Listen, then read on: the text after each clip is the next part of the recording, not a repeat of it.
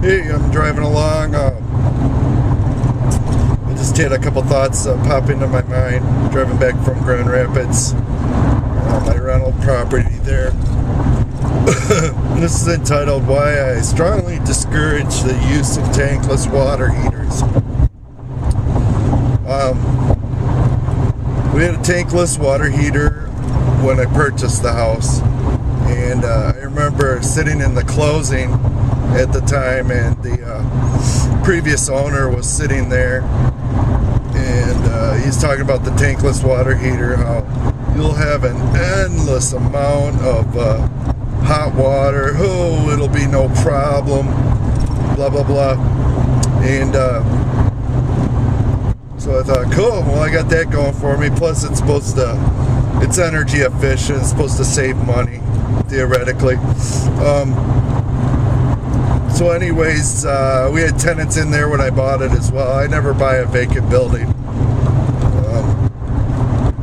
It's just one of the standards I have when I purchase a property. I want it to have that cash flow immediately. And so I served notice to the tenants there, because I told them I was going in to remodel the place. And they're cool about it. They're very understanding. They knew I was anxious to get in there and do some work. So we, for 1 week, my family and I lived at the rental property. You know what? Every landlord should live at their rental property. Really. That way you're walking in the moccasins of your tenants. And anyways, you know, it's a dirty job. It's a sweaty job. And we go to take a shower, and there's nothing but cold water. And I kind of heard rumblings of that from the previous tenants, so that they would have to turn on a faucet downstairs to get enough water flow so that the burner would kick on and heat the water. And I thought, great, I'm paying the water bill here. And so apparently what was happening is the shower head was slowing the water flow down to such a point that it would shut off the burner. Because it was thinking no water was running through there. And it became very frustrating to me. So what I did is I was going to take a shower while we were renovating, and it was ice cold getting back to that. And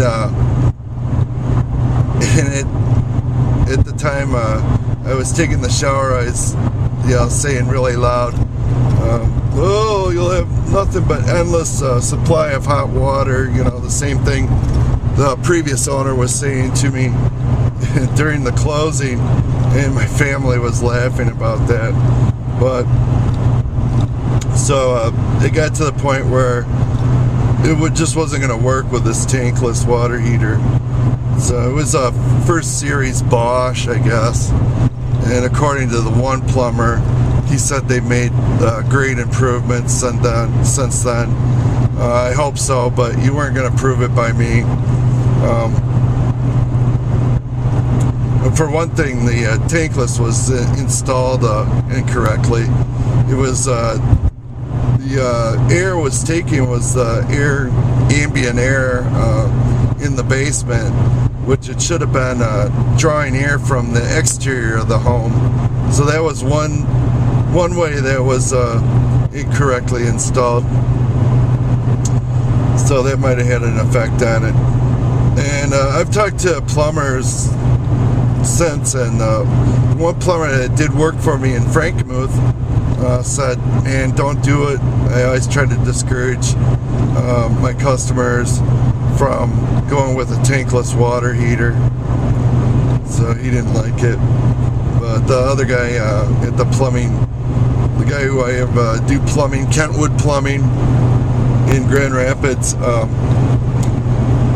they were kind about it and said that they've made some improvements to it. So So anyways, I had them rip that out. It just became such a frustration. And put in a power vent, 50-gallon power vent with what they call a performance package on it. And you can see I had the water tank in previous videos. But that's what I went with. It's Bradford White, made in Michigan. It's an employee-owned company, and their strategy is to sell only to licensed contractors. No weekend warriors for Bradford White.